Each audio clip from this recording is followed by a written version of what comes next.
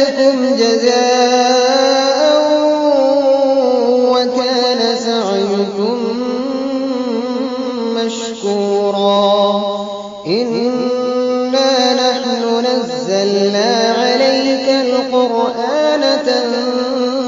تنزيلا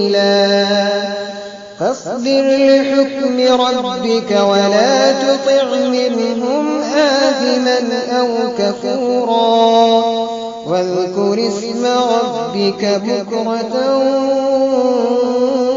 وأصيلا ومن الليل فاسجد له وسبحه ليلا طويلا إن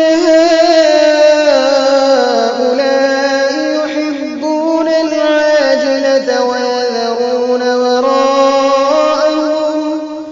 ويذرون وراءهم يوما ثقيلا نحن خلقناهم وشددنا أسرهم وإذا شئنا بدلنا أمثالهم تبديلا